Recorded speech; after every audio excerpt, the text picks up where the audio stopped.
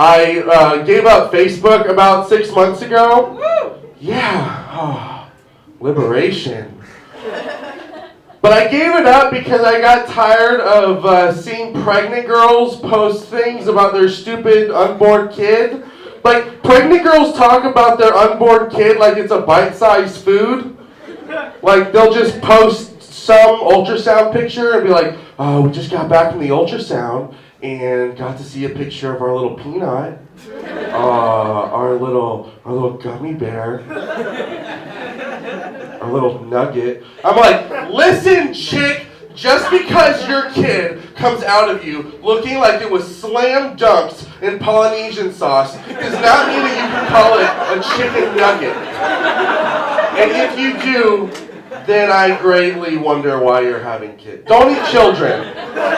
It's kind of like the gist. I'm opening up my own restaurant. I want you all to go. It's called Chick-fil-B. And we're only open on Sundays. But we totally still hate gays. Because, you know, they didn't get everything wrong, you know?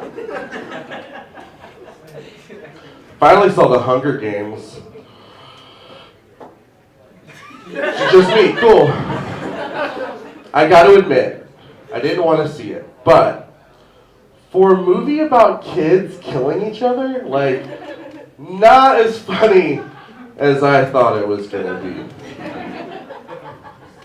I dated a girl one time who was a total Butterfingers. Like, she was super hot. Butterfingers.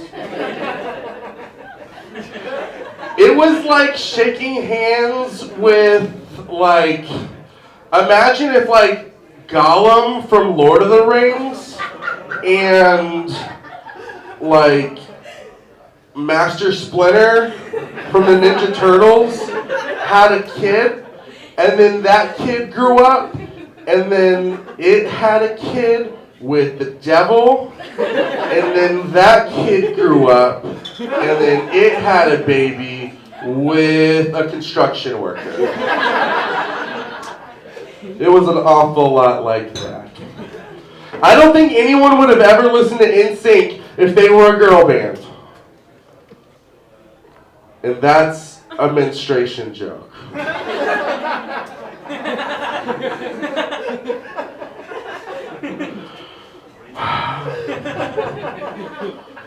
That joke lingers like cigarette smoke.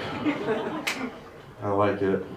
I watch an awful lot of television. One of my favorite shows was a show that I found on Hulu called MasterChef Junior, and it is awesome. It's basically MasterChef, hold on, with kids.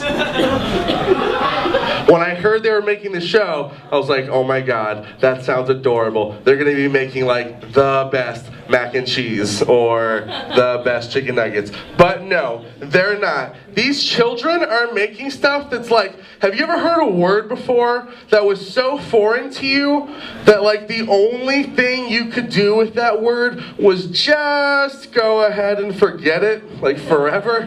Like, this kid made the stuff, it was like something roulade. Yeah, I said something because I forgot, and roulade was a word that I heard one time on the show, and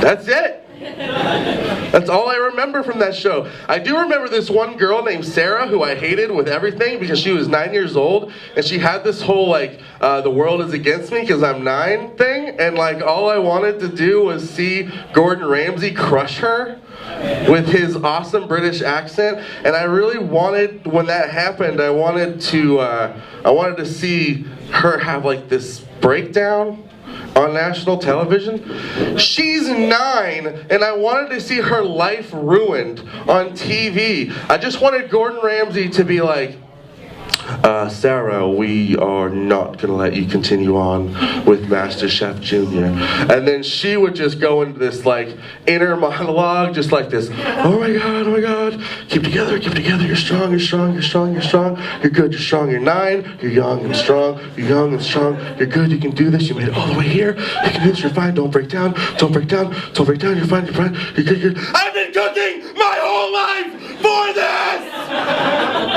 Everything I've ever done was for this! Like, Sarah, hold on. You're 9. Like, I don't think I've been cooking for your whole life. And I'm 26 years old. I don't know, what are they feeding kids who are on MasterChef? Like, these are master chefs. You can't feed them Subway. Like, no knock on Subway, but it's no something roulade, am I right? I don't know. This kid's made beef Wellington perfect the first time.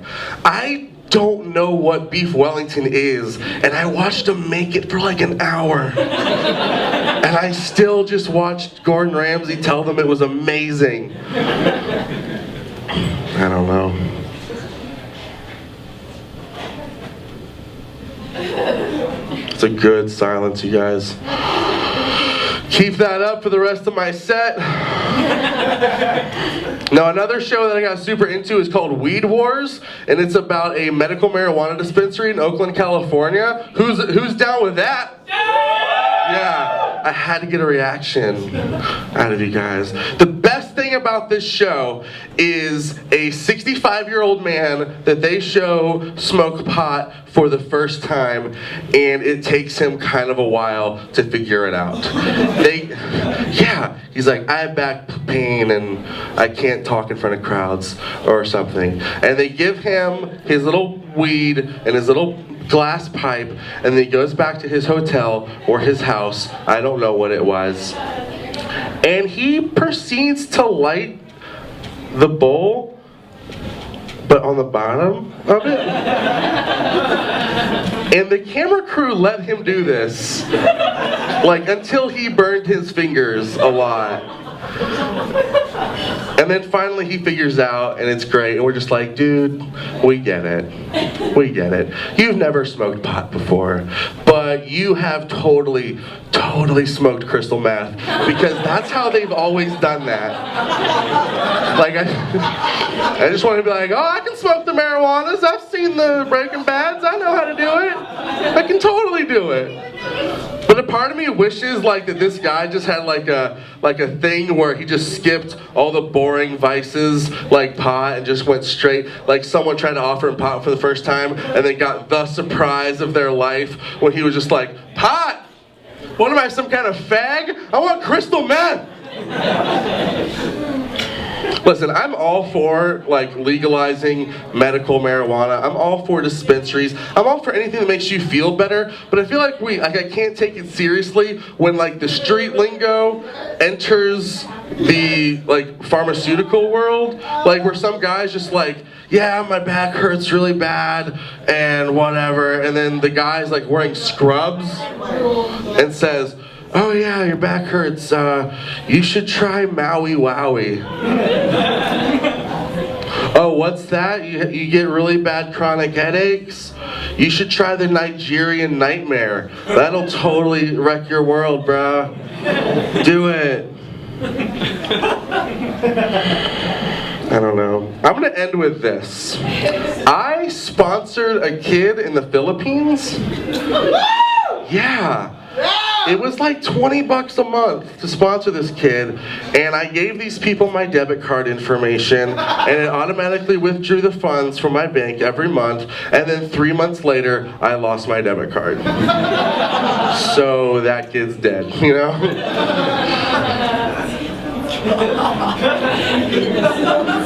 I should also point out this kid's name was Emil. And that's what I was paying for every month for him to eat.